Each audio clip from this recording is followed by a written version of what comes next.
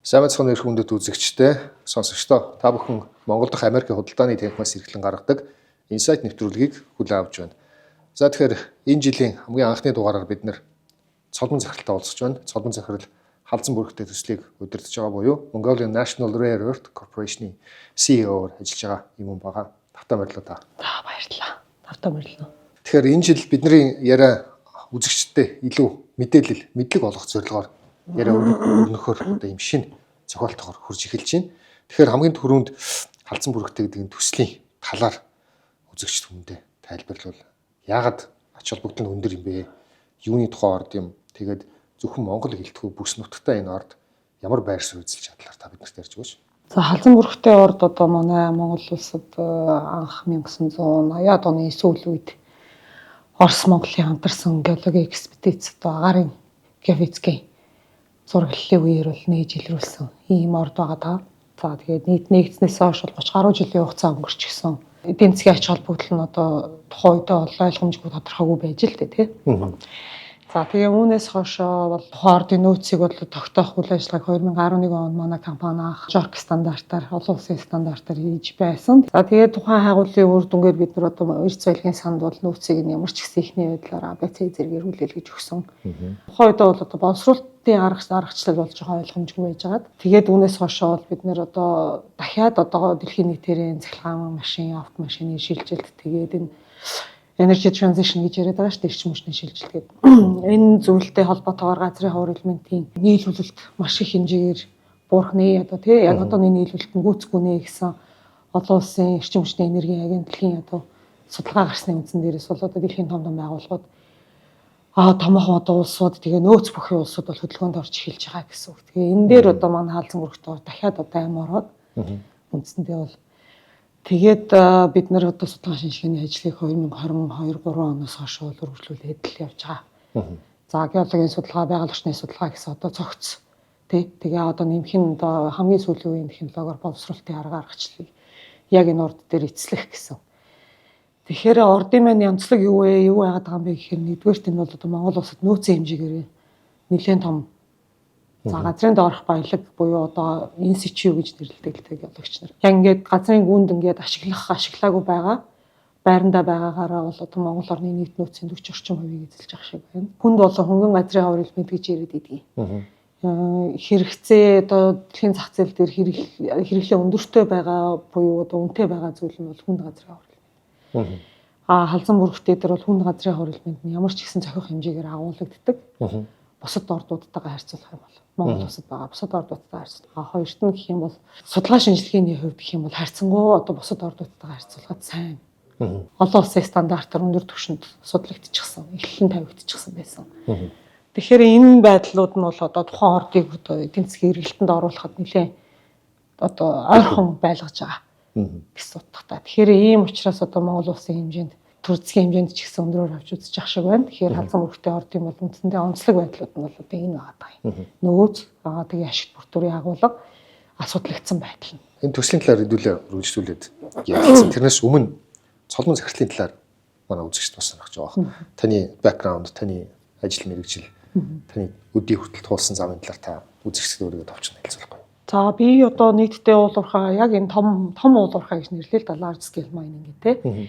Том хэмжээний юм уулуурхай томоохон одоо яг ингээ олборлолтын үе шат тэгээд ашиглалтанд ингээ дөгчгсөн ордууд дээр 17 жил ажиллаж байгаа. Туршлагатай. Яг миний одоо сурсан мэргэжлэх юм бол геологч мэргэжилтэй. Ажлын анхны гараг бол яг Монголын 5-7 нүүрсний орд дээр эхэлж байсан. Тэгээд үүнээсээ хойш бол тэндээ бол 11 жил орчим геологч менежер гэсэн албан тушаалтай ажиллаж байгаа. Тэгээ үүнээсээ хойш бол халдсан бүрэгтэй орд дээр ямар ч гэсэн геолог уулуурхай хариуцсан. Одоо ерхий геологч гэж хэлээд тэгээ албан тушаалыг эрхлээд эхний одоо өргөмжлөгийн ажлуудыг бол удирдах явуулж байсан. Халдсан бүрэгтэй орд дээр.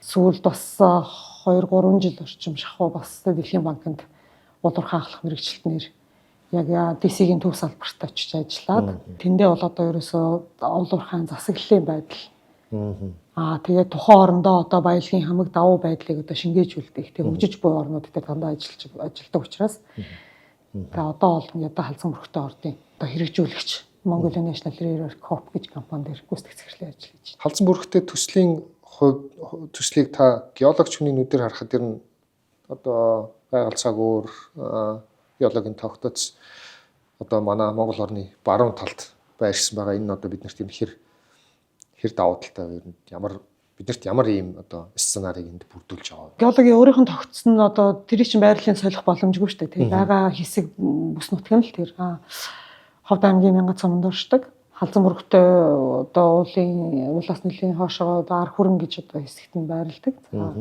Яг одоо энэ байрлалын давуу тал гэж ярих юм бол одоо баруун хязгаарт байрлаж байна. За энэ нь бол одоо логистик, тээвэр логистикийн хувьд бол Ховд аймаг өөрөө бас бодлогын хэмжээ нэлээд өндөрт авч үздэг, том бомбуудтай. Тэгэхээр тэр байдал нь бол нэлээд давуу тал олгох болов уу гэж цаашдаа бол хардаг. Логистик тээврийн хувьд бол биднэрт бол нэлээд одоо Ховд аймаг өөрөө ч гэсэн одоо үндсэндээ өөрийн компаниуд одоо тухайн бүс нутагт одоо үйл ажиллагаа явуулж байгаа компаниуд бол тээвэр логистикийн хэмжээнд бол нэлээд өччихсөн өндөр түвшинд гарчихсан.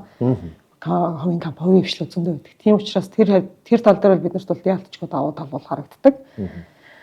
За нөгөө талаас гэх юм бол бусад бүс нутагтай л ер нь л төстэй дөө. Тэгэл уулуурхаа ер нь хаана байрлсан тэр байдлаараа л за одоо өмнө говьч гэсэн бас одоо хилтэй ойрхон байгаа байдал нь бол ялтчгүй даваа байдал үүсгэждэг шүү дээ. Тэгэхээр нөгөө талаас гэх юм бол яг сул тал бас байгаа. Баруун бүсийн хэмжээнд өөрсдөө одоо эрчим хүчний дутагдал айгүй ихтэй.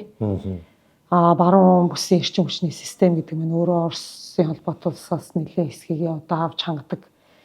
За эрчим хүчний бие даасан байдал гэдэг нь одоохондоо бол бэхжиж амжаагүй байна. За энэ дээр одоо засаг өөрөө бодлого авч явж явах шиг байна. Тэгэхээр томоохон үйлдвэр одоо томоохон одоо ийм хөгжил дэвшил ярьсан ийм үйлдвэр барьж байгуулахад бол эрчим хүчний асуудал бол яалтчгүй тэнд бол бас төвхтэй байгаа даа.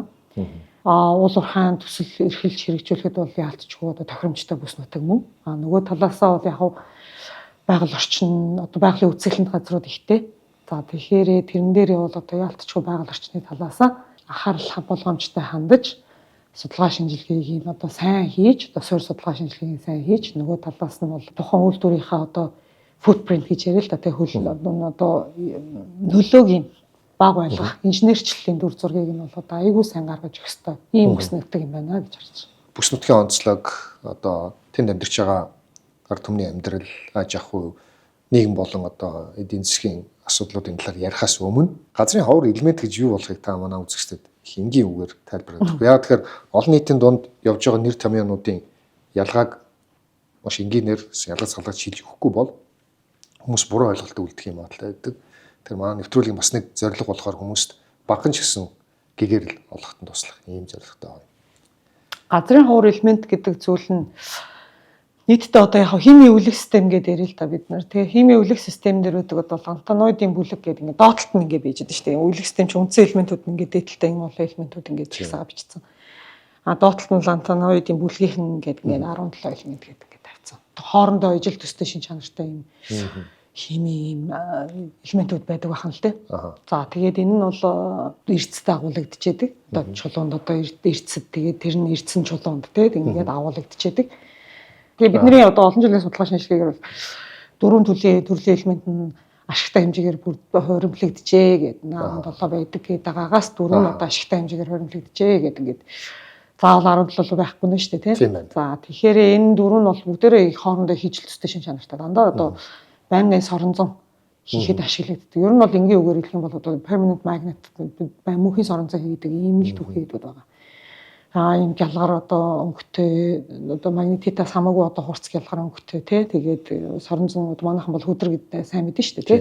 Тэгээд тэр зүйл маань бол өөрөө ер нь зөв соронзонгийн түүхий юм шиг гэж хэлчихэд их буруудахгүй энгийнээр. За тэгээд энэ нь одоо юунд хэрэглэгдээд байна вэ? Одоо энэний хэрэглээ одоо яагаад өсөд байна гэхээр ерөөсөө л цахилгаан автомашин хэрэглээ юм байна. За салхин цэнс тодорхой хэмжээгээр эзэлдэг. Ба өөр бас бусад баг зэргийн хэрэглээнүүд байгаа. Одоо электрон баг янз бүрийн юмнууд дээр хэрэгцээнүүд байдаг. Гэхдээ үндсэндээ бол ерөөсөө цахилгаан машины хэрэглээгээр энэ одоо түүхийдийн хэрэгцээ өсөх хэмжээг ерөөсөө баримжаалж багцаалж авч явдаг юм. Тэгэхээр одоо Улаанбаатарын гудамжид дээр явж 100% цахилгаан ногоон улсын дугаартай машинуудад эдгээр бүгдээрээ хэрэглэдэг гэсэн үг шүү дээ. Бүгдээрээ хэрэглэдэг гэсэн үг. Ерөөсөө Tesla, BYD, ерөөсөө газрын ховор элемент. Хятад улс ч өөрөө газрын ховор элементтэй болсон цагаас эхлээд одоо тэр нь хямдхан олборлолтын зардлууд нь буурчихсан. Тэгээд тийм учраас нь Tesla өрсөлдөхийн хэмжээнд аргагүй болтол хямдхан цахилгаан машинууд, автомашинууд үйлдвэрлэж штэ тий. Тэгэхээр энэ байдал нь бол ерөөсөө газрын ховор элемент юм байна. Таны харж байгаа бид нар ховор элементээ ашиглаад Монголдо үйлдвэр бариад магадгүй нэг өдөр Монгол гэдэг нэртэй машин гарч ирэх юм дүр зураг харагдаж болох уу энэ дээр? Байж болно шүү дээ тийм. Яг Монголд хэр хол одоо явуулж чадах боловсруулалтын шатын үүшдэг хэр хол явуулж чадах гэдэг нь бол жоохон сонирхолтой ер нь бол. Яа тэгэхээр эн чинь нөгөө нэг эрчим хүчний хязгаарлалт гэл ингээл юмуд байгаа шүү дээ тийм. Ерөнхийдөө бол одоо нэг газрын аваар элемент ингээд эцсийн бүтээгдэхүүн олон явуулаад ингээд машинд ортлоо одоо нэг юу гэдээ 10 шат ингээд явдаг юм уу да 7-8 шат ч явдаг юм уу тэр хавцаа юм байна л да тэгээд ингээд шатлсан юм олон үйлдвэрийн дамжлагаар ордог гэсэн үг шүү дээ тус-тусдаа. За бидний хувьд бол одоогийн харж байгаа одоо манай төсөөлөл халзан бүрхтээ ор дээр төсөөлж байгаа төсөөлөл. Тэр нь бол одоо ингээ уурхай. За нэгдүгээр үе шат тий. Дараа нь баяжуулах үйлдвэр, хоёрдугаар үе шат. За тэгээд дараа нь одоо гүн боловсруулах үйлдвэр гэж ярив. Гидро металлургийн үйлдвэр гэж ярив. Тий. Ингээ гурав дахь үйлдвэр. За ингээд ямар ч гэсэн одоо ийм тодорхой ийм жижигвтер бүтээгдэхүүн болж гарч ирээд. За тэгээ хоёрдугаарт нь чанартай бүтээгдэхүүн болж гарч ирээд. Тэгээ олон улсад одоо хэрэглэгчдтэй энэ төрлийн бүтээгдэхүүн за одоо борлуулж худалдаалж одоо ингээд дараагийн шатанд ашиглах боломжтой болох юм. Тэгэхээр эхний 3 үе шатыг нь бол Монгол улсад аваа явуучих боломжтой гэж хараад байдаг. Тэрнээс цаашаа бол Монгол улсад зөндөө боломж байх хэвээр. Гэхдээ яг одоохондоо бол одоо тэр энэ 3 үе шатаас цааших ноу хау нь жоохон нэг улсад дангаараа эзэмшигдээд байдаг нэг тийм онцлогтой. Энийний цаатлын одоо ноу хавыг их олон улс одоо яг дараагийн 4 дахь үе шатыг их олон улс авч явах гал оролдчихлаа. Нэг улс гэдгээр та урд туршиг хэлээ. Тийм урд туршир нь урд туршир нь яг энэ боловсруулалтын бүр нарийн ноу хавыг яг ингээд ганцаараа эзэмшиж байдаг. Энэ ноу хав буюу одоо яаж хийх вэ гэдэг арга аргачлалаа бас экспортлохгүй гэдэг ингээд худалдааны хэрэгцэл рүүгээ хүртэл тусгаад байдаг тийм онцлогтой байна. Тэгэхээр нэг тэр нэгэсэндээ одоо ингээд тоног төхөөрөмж тухайн одоо тэр нарийн 4 5 6 7 8 дахь шатанд хэрэглэгддэг тоног төхөөрөмж хятад улс экспортлохдоо дурамчхан байх нь байна тий. Тэрэнд хэрэглэгддэг одоо реагент гэж нэрлэе л да тийм одоо түүхийд бас бусад бодисуудаа экспортлохдоо дурамчхан байх нь байна тий. Инженерүүдээ бас тэр талаар одоо гадаад улсуудад ажиллахтаа дурамчхан байх нь байна. Их мэдчихлээ. Тэрнээс биш эхний энэ 3 үе шат бол дэлхийн нийтэд нээлттэй болчихсон. Энийг боловсруулаад уурхаа бол бидний хийж чаддаг зүйл. Баяжуулах үйлдвэр монголчууд энд дандаа хийж идэг зүйл тийм. Энэ боловсруулах үйлдвэр гидро металлургийн үйлдвэр жоохон сонирхолтой байгаа. Тэгээ энэ үйлдвэр бол гэхдээ бидний хийж чаддаггүй зүйл биш одоо бид нарт сmelter барьна гэж яриад байгаа шүү дээ. Тэгэхээр одоо хийж чадах 3 дахь шат. Тэгэл энэс хойшоо 4 5 дахь шат нь бол ингээд бүр их олон улсад гарч нарийн мэргэжлүүдийн гарт очих нь л гэж харах. Өнгөрсөн жил манай худалдааны танхимаас дараагийн оюутлогоо хаана вэ гэдэг сэдвтэ сарын хилцүүл хийжсэний бидэнд саналаа гэдэг ингээд хэд хэдэн ордод хэлж ирсэн. Ховдод байгаа олзон бүртгэгийн орд гэдэг гэх мэт тиймэрхүү юмуд хэрэгжсэн аах. Таны бодлоор дараагийн одоо оюутлогын хэмжээний ач холбогдлоор шүү. Тэрнээс одоо юу гэдэг нь заавал масштаб байлшистын тоогоор гэсэн утгаар биш. Ач холбогдлоор халдсан бүрхтэй дараагийн оюутлогоо эсвэл дараагийн оюутлогоо та юу гэж харж байна вэ? Гэхдээ яг байж болно. Тэг ер нь тий одоо оюутлогын ордын хувьд бол одоо гайхамшигтай орд шүү дээ тий. Гэхдээ их олон жилийн судалгаа шинжилгээ орсон, олон жил айж зүтгэжээж одоо ордыг хийсэн ийм орд байна. Халзан бүрхтэйг одоо тэр шатнд л явж байна. Хийж л байна бид нар ордыг нь тий. Тэгээ ямар ч гэсэн ач холбогдлын үед бол Монгол улсад нэлээд их олон төрлийн ач холбогдолтой гэж би хардаг. Нэгдүгээрт нь одоо юу авч явах чинь ноу хау одоо тий газрын аваар элемент гэдэг юмны хайгуулыг яг олон улсад яаж хийдэг байсан гэдэг бол бас ерөнхийдөө нэг тийм түгээмэл биш байхгүй.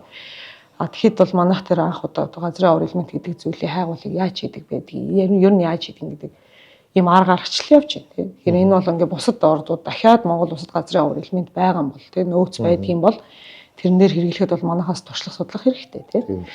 Хоёрдугаарт нэг юм бол одоо нэм өртөг шиг л value addition ерөөсөө.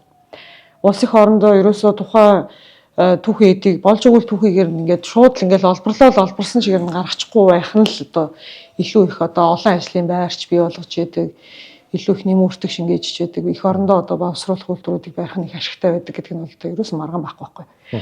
Тэгэхээр энэ дээр бид нар одоо газрын аваар элементийг баяжуулах үйлдвэрийг ер нь яаж барьдаг юм. Тэгээ энэний зураг төсөл нь ямар байдаг юм. Тэрийг бол анхудаа одоо яг ингээд том орн аваа явж байна тийм. Хоёрт нь тэр боловсруулах үйлдвэр гэж яадаг. Энэ бол одоо анхудаа баригдах гэж байна. Тэгэхээр энэ том боловсруулах үйлдвэрийн ажлыг бол бид нар зураг төслийг нь одоо дөнгөж ингээд ихний дүр зургийг нь л ингээд баримжаалж лээ л да хайгуулынхаа үр дүн дээр тийм. Тэгэхээр тийм боловсруулах үйлдвэр баригдах боломжтой юм Монгол улсад баригдах байгаа бол одоо яаж баригдах юм те хэдийн хэмжээний ажилтаа авдаг юу хэрэгэлдэг те гэх мэтчлэнгээр энэ тэгээд эн чинь одоо Монгол улсын мөрөөдөл واخгүй ерөөсөл ийм хоёр шатны боловсруулж гурав дахь шатны бүтээгдэхүүн болгож гаргаж ирсэн тэгвэл бас ховор байна шүү дээ те тэгэхээр ийм зүйл хийнэ гэдэг ач холбогдол байна тэгэхээр энэ хэмжээгээр одоо хүн чинь боловсроод үлдэнэ мундаг болж үлдэнэ те за дэлхийд дээр эн чинь бас мундаг ховор мэржлтнүүд гэж хэлж штэ. За тэгээ гурав дахь нь бол одоо би яг бас манай олон улсын нөгөө худалдаа тэгээ олон улсын харилцаан дээр бас чухал нөлөөтэй юм байгаад байгаа болов уу гэж бас хараад байгаа. Яа тэгэхээр Монгол улс газрын авар элементтэй шүү гэдэг зүйлээрээ бол одоо олон улсын одоо танхимууд те Mineral Security Partnership гэдэг юм уу энэ байгууллагуудтай одоо харилцаа холбоогоо сайжруулах зэрэг зүйлүүд дээр бол одоо засгийн газар бол нэлээ одоо ажиллаа хийсэн. Одоо ингээд гадаадын одоо элчин сайдын яамнууд ч юм уу уулзахдаа дандаа газрын авар элементийн талаар ярилцдаг ч гэдэг юм уу те. Тэгэхээр иймэрхүү байдал маань бол одоо яалтчгүй одоо манайхыг одоо дэлхийн сонирхол анхаарлын төвд аваачиж байгаа зүйл мөн. Дэлхийд одоо хүчтэй орн байна одоо Америкийн нэгдсэн. Гэхдээ өөрөө нөөц багтаа орн гэж байна. Америкийн нэгдсэн өөрөө нөөц багтаа байгаад байдаг.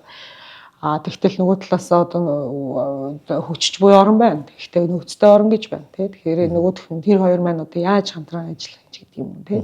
Заавал Америкийн нэгдсэн улс гэвэл тэгтээ ер нь бол иймэрхүү зүйлүүд бол ажиглагдаж байх шиг байна. Тэгэхээр ер нь бол Монгол улсыг ямар ч гэсэн буцаага дэлхийн хараанд аваачих тий. Монгол брэнд гэж байж болох юм байна гэж хараад байгаа. Ер нь бол Монгол шиг хөгжиж байгаа. Дээрэс нь юм уламжлалт амьдралынхаа хэм маягийг 21-р зуунд маш сайн хадгалж авч үлдэж чадсан ард түмэн ирээдүйд үүсч хөгжиж бий болж байгаа энэ нөхцөл байдалтай хавцалдах одоо тохироо гэх юм уу төдийлөн заримдаа бүрддэг юм шиг харагддаг байхгүй жишээ нь одоо энгийн малчин иргэд орчин үеийн технологийн одоо хурдцад төдийлөн хот суурин газарт амьдарч байгаа хүмүүстэй адилхан ойлгохдоггүй энээсээ болоод ойлголтын зөрүү гардаг энийг одоо яаж арилгуул зүгээр төслийг удирж байгаа нь таны бодлоор ер нь ард иргэдийн одоо буруу тушаа ойлголтыг өгс хүлэн зөвшөөрөх нийгмээр хүлэн зөвшөөрөх байдал гэсэн үг шүү дээ тийм. Ингэдэг нэ. За ерөнхийдөө одоо зис ч юм уу нүүр салт ингээл одоо Монгол улсад түгээмэл олборлож байсан олборлдог арга аргачлал тодорхой тийм. Тэрнээс гардаг сөрөг үр дагавар нь ойлгомжтой ч гэдэг юм уу. Иймэрхүү ордуудын одоо нийгэм хүлэн зөвшөөрөгдөх байдал анханасаа одоо шинээр нэгдлээ гэл. Хоёр дахь оюутлага гэл. Нийгмээр ингээл тэрэл авчдаг юм байна л да. Ерөөсөө. Нийгэм хүлэн зөвшөөрөгдөх байдал нь айгүй өндөр эхэлдэг гинэ. Тэгээ ингээ high expectation ингэж өндөр явж байгаа. Тэгээ одоо жишээ нь хайгуулн аймаруудад ч юм уу ингээд одоо бүтээгдэхүүнээ гаргахгүй жоох удахаар ингээ жоох над эхэлдэг байна. Нөгөө амлсан юм хаана байж гэдэг юм. Ерөнхийдөө энэ бол олон улс төр түгээмэл харагддаг хандлага шүү. Одоо Монгол улсад харагдаад байгаа яг газрын авар дээр харагдаад байгаа юм хэрэг одоо шинэ төрлийн түүхийд ерөөсөө нөгөө нэг сөрөг нөлөөнөө ойлгомжгүй мэдхгүй одоо монгол хүмүүс мэдхгүй гэсэн үг шүү дээ тий. Боловсруулдаг арга аргачлал нь одоо ард иргэдүүд дутуу мэдээлэлтэй тий. Иймэрхүү одоо ингээд шинэ төрлийн ашигт малтмлыг ингээд шинээр нээчлээ. Эсвэл ингээд энийг ингээд эргэлтэнд оруулах гэдэг бид нэр ажиллаад эхэллээ гэх. Тэгэхээр энэ нөгөө нийгмийн хүлэн зөвшөөрөх байдал нь их доогуур эхэлт юм байна л да. Тийм. Тэгэхээр энэ хүлэн зөвшөөрөх байдлыг дээш нь одоо өсгөж ирэх гэдэг ингээд энэ доогуур эхэлж байгаа айдас байна тий. Ойлгохгүй юм их байна тий. Олон нэр том яваа. Тийм энэ лантаноид гэж юу энэ диспрози гэж юм танад байгаа. Энэ диспрози гэж юу юм тий. Энэ сонин нэр яваад шүү дээ тий. Түүний ялгаа хүртэл. Тэгэхээр энэ хүлэн зөвшөөрөх нийгэм ингээд тэрж авах нь болчдөг юм байна л да. Тэгэхээр энэ одоо тухайн одоо компани ч юм уу төр засаг ажиллаа муу хийж ин гэхээс илүү зүгээр л одоо нөгөө нийгмээр одоо ойлгомжгүй байдлууд байгаад байна л гэж л харах юм шиг үйл. Тэгэхээр ингээд энэ байдлыг өсгөх хэмжээнд л бид нар одоо ерөнхийдөө ажиллаж байна гэж хэлж байна. Тэгээ хувийн компани бол одоо тэгэл хийж байгаа ажлынхаа үр дүнд нээлттэй байлгах. Ерөөсөө л ингээ явна гэдэг нь одоо ерөөсөө ингээд нүдээр үзэж гараар харж айцаас нь салгах одоо ийм л зүйл болж өгдөг юм байна л да. Тэгэхээр одоо тэр зүйл рүүгээ л бид нар ингээд за хариуцлагатай уулуурхаа гэж нэрлэх гээд байгаа шүү дээ. Энд чинь багцсан тий. Тэгэхээр энэ бол тэр нийгмийн хүлэн зөвшөөрөх байдалд нь хамгийн чухал юм байна л гэж харсан ер нь. За тэгээд одоо ингээд эн чинь ямар реклам зарчуулгыг брендинг хийж байгаа шин. Брендинг хийх боломжгүй байна тий. Дандаа л танин мэдгүй ажил байгаа байхгүй. Ерөөсөл нөгөө талаас иргэд өөрсдөө бол ингээд зүгээр ингээд өө бид нэр ёстой тийм байхгүй. Газрын авар гэдэг үгүй тийм байхгүй. Тийм биш. Эсвэл хандлага жоохон өөрчлөх хэрэгтэй юм шиг байна. Энэ бол зүгээр ингээд тий. Одоо юу хийгээд байгаа харъя тий. За бид нар бол одоо ингээ өргөмжлийн ажил дээр ч гэсэн хүмүүс ингээд бүр ингээ нээлттэй оруулаад үзүүлээ харуулъя гэдэг. Тэгэхгүй болохоор ингээ нэг юм ховор сони юм, ийм нэг сонин гялгар юм гарч ирээд юу ч болоод байгаа ингээд нэг тийм ойлгомжгүй юм их байгаа байхгүй. Тэгэхээр ерөөсөө за мэдээж ингээл Facebook page ч гэдэг юм уу ингээл хийх юм хийгээл явна. Эрдэмтэн мэрэгдээс асуулаад хариулуулаад л явна тий. Ахт нөгөө талаасаа бол зүгээр л үзүүлэх юм л ерөөсөө. Тэгэхээр одоо бид нар бол нийтдээ иргэдэд ямар ч гэсэн одоо үзүүлж таниулах ажлуудаа бол харьцангуй өөрсдийн хэмжээнд бол гайгүй дэжгүй хийж байгаа гэж хараад байгаа. За энэний хэмжээг бол олон болсон. Өөр одоо тэр цом багийн бүх хөрхөдөл үзүүлчмээр байгаа ерөөсөө. Айл хөрхөдөл нь ийм юм гарч ирж байгаамаа ингэ юм аа гэх ингээд тий. За тэгээд малчтын одоо тийм хол гэж байгаа IoT технологиуд бас хол гэж байгаа зүйл бас тэр жоохон ташаа ойлголт юм шиг ер нь айгүй ойрхон болчихсон юм шиг санагдсан. Тийм. Одоо тэр сошиал дээр байж байгаа байдал бол ерөөсөө бүгд л смарт утастай бүгдээрээ л ингээд ер нь бол газрын урлагмтыг ингээд хэрэглээд л байдаг хүмүүс байгаа байхгүй. Өнгөт дэлгэц ч өөрөө одоо ландан зэр юм ярил хийж байгаа гэж байгаа шүү дээ. Тэгэхээр ч одоо ингээд байнгын газрын уур хэрэглэж байдаг л хүмүүс тэгээд. Тэгэхээр энэ утас энэ бол би өөр газрын уур элемент дунд амьдэрдэг юм байна гэдэг зүйл нь бол одоо ойлгоход бол тэр нь хайрцангуй амархан. Нөгөө талаас зүгээр боловсруулалтын технологиг яаж авах гэдэг, энэ байгаль орчинд хэр хохирлуулах гэдэг юм ч гэдэг юм. Иймэрхүү зүйлүүд дээр санаа зовоод идэг. Тэгээ одоо ингээд хайгуул хийж хахад ямар хор гараад байгаа юм ч гэдэг юм уу. Тэгэхээр тиймэрхүү юм бол байхгүй гэдгийг өөртөө гараараа байрж үзэж харж тэгээ дадлаг хийж тэ хяналт тавьж мэдэж ойлгох юм л. Тэгэхээр тэр байдал дээр одоо нээлттэй байх юм л арга хэмжээг авч явж байна.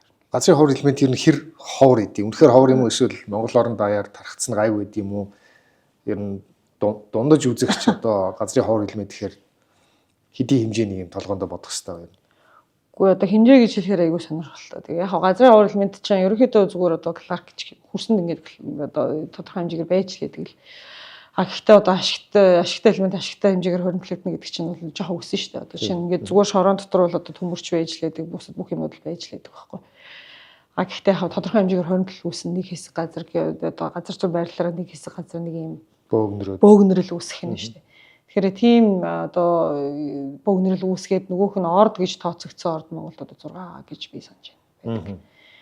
Тэгэхээр тэдний нэг нь бол хаалцсан өрхтэй мөн. Тэгэл ингээл ямар ч гэсэн нэг бөөгнөрл юм байна. Тэгээд тухайн зүйлийг бол одоо тэгээд ашигтайгаар юунд агуулгадж чинь нэг бас чухал л да тий.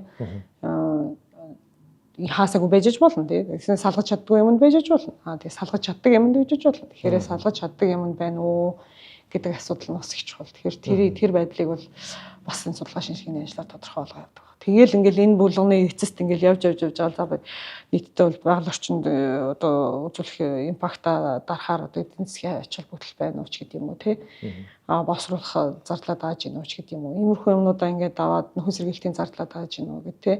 Ингээд явж байгаа хамгийн эцсийнүүд нь орд гэж тодорхойлдог байхгүй. Тэгэхээр ингээл тийм орд бол Монгол 6 байгаа юм байна л гэж хардаг. Таны ярианаас би түрүүнээс сонсоод байхад уулуурын компани зөвхөн ашигын төлөө байхаас илүүтэй орон нутгийг хөгжүүлэх төслийн хэмжээнд ерөөхдөө орон нутгийн оролцоог нэлээд бэхжүүлсэн ийм үйл ажиллагаа эрхэлдэг аж ахуйн нэгжил болж хувирч байгаа юм 21-р зуунд 2025 оноос цаашаа гэх мэтчний ингээд тэгэхээр бид ховор элементийн талаар сая яриад ойлголт авлаа. Төслийн үе шатууд, төслийн алсын харааг бид нэр товчхон сонслоо. Одоо нэвтрүүлгээ хаагаад та ховд гэлтгүй зөвхөн одоо уулуурхан төсөл хөгжүүлж байгаа Монгол орон даяар байгаа орон нутгийн хүмүүст хандаж юу гэж хэлмээр байна. Цаашдын бидний одоо хамтын ажиллагаа юун дээр тулгуурлаж явах талаар та өөрийн бодлоо хэлэх.